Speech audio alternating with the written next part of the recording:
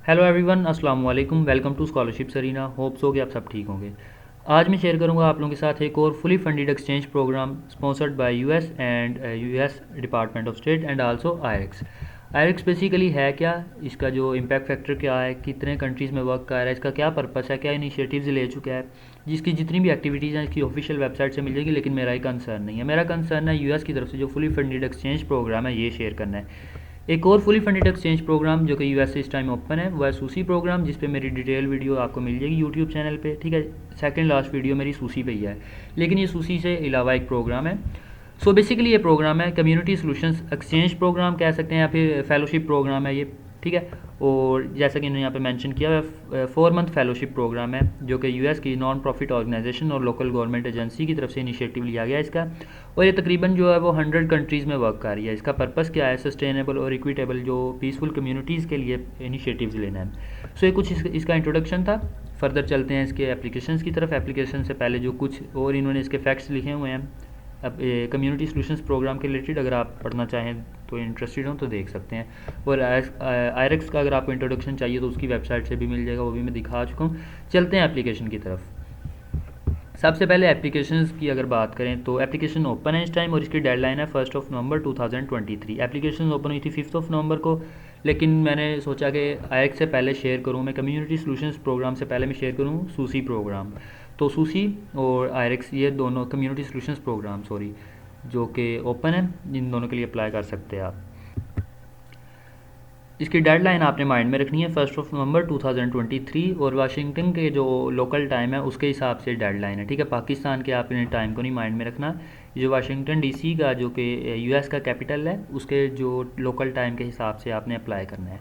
Okay, तो चलते हैं जो कम्युनिटी सॉल्यूशंस प्रोग्राम, ये जो एक्सचेंज प्रोग्राम या फेलोशिप प्रोग्राम है, इसमें कौन कौन सी एक्टिविटीज़ होंगी वो देखते हैं। सबसे पहले तो ये कि आपका 4 मंथ का जो है वो फेलोशिप प्रोग्राम होगा, यूनाइटेड स्टेट्स में होगा, ऑनलाइन नहीं होगा, पाकिस्तान में नहीं होगा, या जितने भी 100 कंट्रीज़ में वर्क कर रहे हैं उनके कंट्रीज़ में नहीं होगा, बल्कि इसके लिए आपको यूएस जाना पड़ेगा। ठीक है, और जो 4 मंथ का ये फेलोशिप प्रोग्राम होगा सबसे पहले, जिसमें आपको टेक्निकल स्किल्स और प्रोफेशनल स्किल्स आपको सिखाई जाएंगी।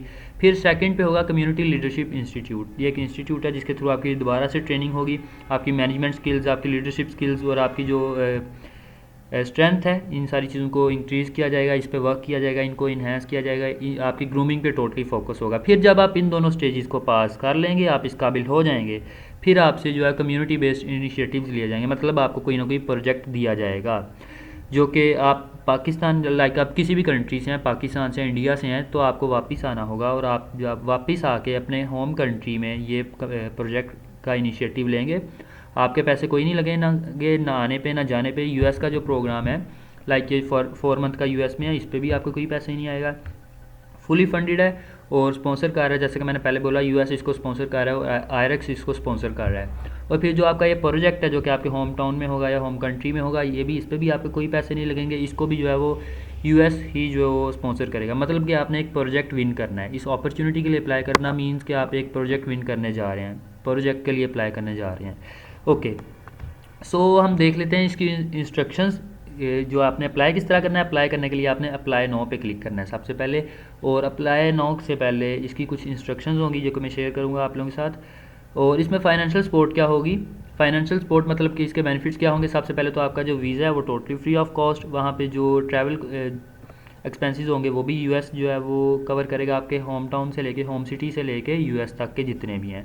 फिर आपको जो कि मंथली अलाउंस मिलेगा, जिसमें आपका हाउसिंग, मील और जो लिविंग एक्सपेंसेस हैं वो भी यूएस की तरफ से जो कवर किए जाएंगे। फिर वहाँ पे हेल्थ इंश्योरेंस होगी, डोंट वरी, इस चीज़ की भी आपने टेंशन नहीं लेनी।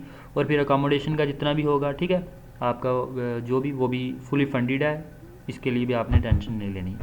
ओके, तो अभी चलते हैं एलिजिबिलिटी क्राइटेरिया की तरफ। कौन कौन इसके लिए अप्लाई कर सकता है। सबसे पहले तो जो इसकी एज की उन्होंने बात की है, एज जो है वो 26 से 39 ईयर्स के दरमियान होनी चाहिए। इससे कम है या इससे ज़्यादा है तो आप अप्लाई नहीं कर सकते, और आपने एज जो है वो 1 जनवरी 2024 के हिसाब से देखनी है। ठीक है, और फिर जो एलिजिबल कंट्रीज़ की लिस्ट इन्होंने दी हुई है, उन कंट्रीज़ में जो है वो आपके कंट्री का नेम है उस लिस्ट में, अगर तो फिर आप अप्लाई कर सकते हैं। वो लिस्ट भी मैं आपको दिखा देता हूँ, वो लिस्ट किधर है। ओके, ये है एलिजिबल कंट्रीज़ की लिस्ट। ठीक है, जिसमें पाकिस्तान का नाम भी है। ये रहा साउथ एशिया। ठीक है, साउथ एशिया में आपको पाकिस्तान का नाम मिल जाएगा। मीन्स के पाकिस्तानी स्टूडेंट्स इसके लिए एलिजिबल हैं, अप्लाई कर सकते हैं। तो पाकिस्तान का नाम है तो इट्स मीन के पाकिस्तानी स्टूडेंट्स अप्लाई करेंगे। फिर ये कि जो आप इस वक्त जब आप अप्लाई करें उस वक्त आप अपने होम कंट्री में रह रहे हैं और वहाँ पे काम कर रहे हो, ठीक है। अगर आप वहाँ पे आपके होम कंट्री में नहीं है तो अगर आपका कहीं पे रिफ्यूजी स्टेटस है, मीन्स रिफ्यूजी स्टेटस मतलब पनाह जो जिन लोगों ने ली होती है जंग की वजह से या किसी भी अपने हालात से कंट्री के मजबूर होकर, लाइक अगर इस टाइम जो फ़लस्तीनी मुसलमान हैं उन पे हालात तंग हैं, वो किसी और कंट्री में जाके रहते हैं तो वहाँ पे वो उन्होंने वहाँ के रिफ्यूजी होंगे तो वो अप्लाई कर सकेंगे इसके लिए। अफ़गानिस्तानी जो है वो पाकिस्तान में आके रहते हैं तो वो भी एक तरह का रिफ्यूजी स्टेटस है उनका, तो वो अपने उस बिहाफ पे भी अप्लाई कर सकते हैं। फिर जो इसके बाद क्राइटेरिया वो है कि आपका एटलीस्ट 2 साल का जो एक्सपीरियंस होना चाहिए कम्युनिटी डेवलपमेंट के रिलेटेड, ठीक है। वो फुल टाइम भी हो सकता है, पार्ट टाइम भी हो सकता है, आपका ये जो एज ए एम्प्लॉय भी हो सकता है, वॉलंटियर वर्क भी हो सकता है। मीन्स कि आपको इसका पे किया गया हो, नहीं भी किया गया तो भी कोई इशू नहीं है, ठीक है। अगर पे किया गया तो भी कोई इशू नहीं है, पार्ट टाइम किया है या फुल टाइम किया ये भी कोई इशू नहीं है, लेकिन जो है वो आपका कम्युनिटी डेवलपमेंट के रिलेटेड आपका एक्सपीरियंस होना चाहिए कम से कम 2 साल का।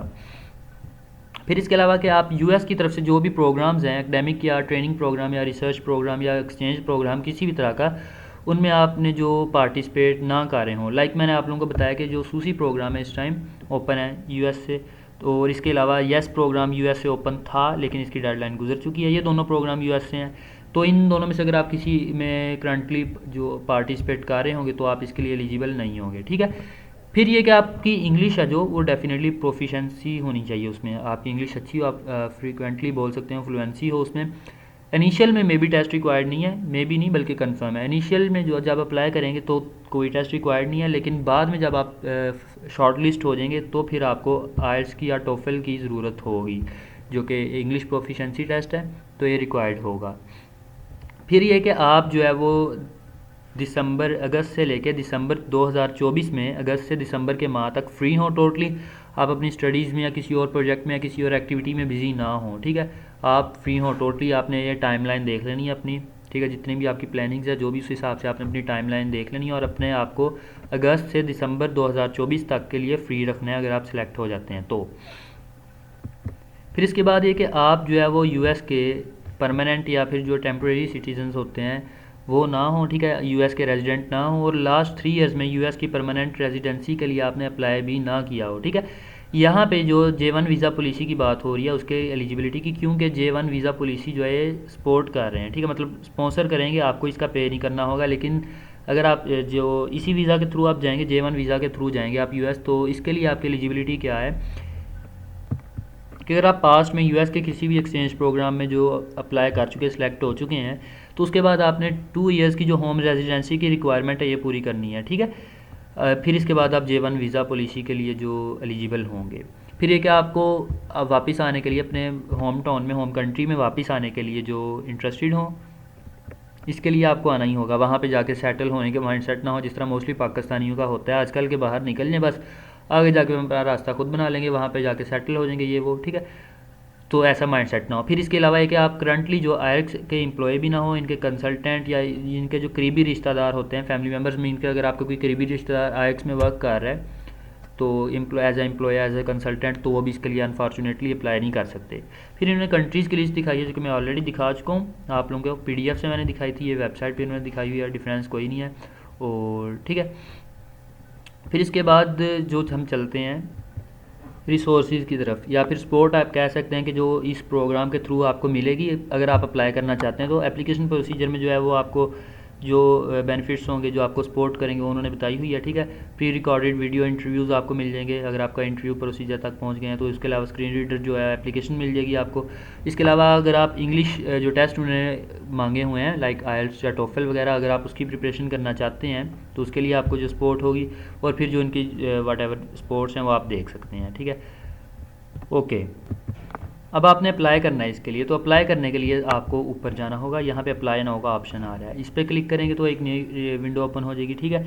यहाँ से जाके आपने, अगर आप इस पर आपका पोर्टल नहीं है जो कि डेफिनेटली नहीं होगा, तो आप यहाँ से जाके अपने आप को एज आ न्यू एप्लीकेंट के तौर पे ख़ुद को रजिस्टर करेंगे। अप्लाई करने से पहले जो है वो कुछ चीज़ें जो कि इंस्ट्रक्शंस में शेयर कर दूँ इनकी तरफ से, जो कि PDF दिया गया है इनका ऑफिशियल कम्युनिटी सोल्यूशंस का। ये इन्होंने वेबसाइट का लिंक दिया, डेडलाइन वगैरह मेंशन की है। फिर उन्होंने जो एप्लीकेशन को फिल करने के जो इंस्ट्रक्शंस दी हैं जो कि फॉलो करना आपके लिए बहुत ज़रूरी है, वो एक आपने पूरा एक ही ईमेल एड्रेस रखना है पूरे प्रोसीजर के दरमियान, सिलेक्शन प्रोसीजर तक जो है आपका ईमेल एक ही हो, आपने चेंज नहीं करना है। फिर जो है वो आपने टोटली ऑनलाइन फिल करना है, कोई भी डॉक्यूमेंट्स इनको बाय फैक्स, बाय मेल या बाय डाक या किसी भी तरह आपने भेजने नहीं है, ठीक है। आपका सारा प्रोसीजर ऑनलाइन होगा। फिर जो क्वेश्चन उन्होंने रेड मार्क के साथ जो है वो उनको हाईलाइट किया हुआ है, वो फिल करना कंपलसरी है, उनको आप छोड़ नहीं सकते, ठीक है। उनको फिल करना ज़रूरी है। लेट्स सपोज कि ऐसा क्वेश्चन है जिसके लिए आप एलिजिबल नहीं है, लेट्स सपोज कि उन्होंने आपका कुछ भी ऐसा क्वेश्चन किया है, लाइक वो पूछ लेते हैं कि आप पासपोर्ट है आपके पास, लेट्स सपोज कि आपके पास पासपोर्ट नहीं है कोई भी, ठीक है। पासपोर्ट वाली तो नहीं सॉरी, पासपोर्ट वाली एग्जांपल नहीं आ सकती। लेट्स सपोज वो आपसे पूछते हैं कि आपकी जो वाइफ है उनका नेम क्या है या वो क्या करती हैं, तो आपकी डेफिनेटली शादी नहीं हुई, तो वहाँ पे आप NA लिखेंगे, ठीक है। जिस तरह इन्होंने लिखा नॉट एप्लीकेबल, मीन्स कि आप एप्लीकेबल नहीं इस क्वेश्चन के लिए क्योंकि आपकी अभी शादी नहीं हुई है, जो भी रीज़न देने की भी ज़रूरत नहीं है, आप NA लिखें, वो खुद ही समझ जाएंगे। फिर उन्होंने क्या है, किसी भी नेम या किसी भी जगह का नाम है, किसी भी शख्स का नाम है, उसको एप्लीकेशन में फिल करते वक्त आपने इंग्लिश में ट्रांसलेट नहीं करना, ठीक है। जस्ट इंग्लिश अल्फ़ाबेट्स में लिखते हैं, उसको ट्रांसलेट करने की ज़रूरत नहीं है। फिर एक और इम्पोर्टेंट चीज़ के नाम और लोकेशन के अलावा तमाम जो चीज़ें वो आपने इंग्लिश में फ़िल करनी है, ठीक है। अगर आप इंग्लिश में फ़िल नहीं करते तो आप डिस्क्वालीफाई कर दिए जाएंगे, ठीक है।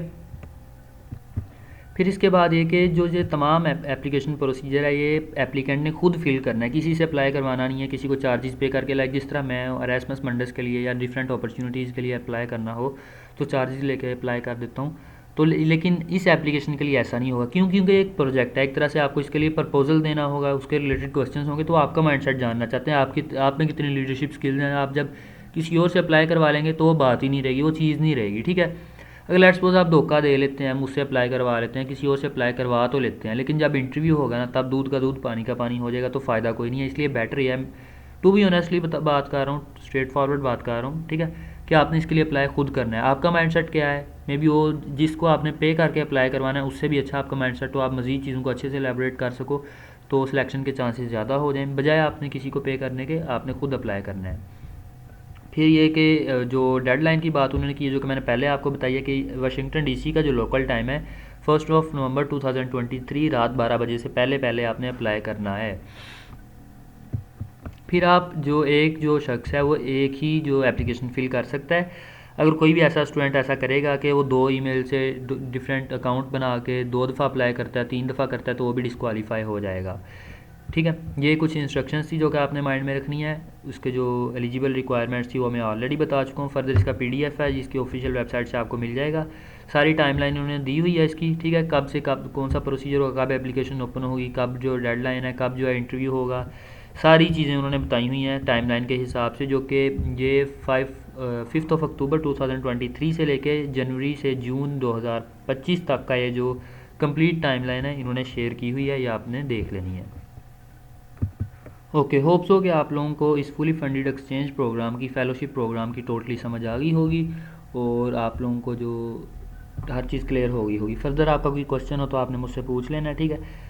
कोई भी क्वेश्चन हो, कोई भी क्यूरी हो, बजाय आप गलत इन्फॉर्मेशन पुट करें या कहीं भी आपको कोई मिसगाइड करे, आपने ऑफिशियल वेबसाइट पे रहना है, ठीक है। कोई आपका फर्दर क्वेश्चन हो जिसकी आपको समझ ना लगे वो आपने मुझसे पूछ लेना है, मैं जो गाइड कर दूँगा अगर मुझे आइडिया हो उस चीज़ का।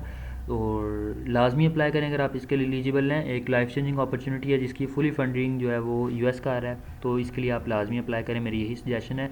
अगर आप इसके लिए एलिजिबल नहीं है, एज का इशू है जो भी, तो आप सूसी प्रोग्राम को चेक करें, उसके लिए आप लाजमी एलिजिबल होंगे, उसके लिए भी अप्लाई करें। उसकी डेडलाइन भी तकरीबन सेम है, थोड़े दिन रह गए हैं, तो आप उसके लिए भी लाजमी अप्लाई करें।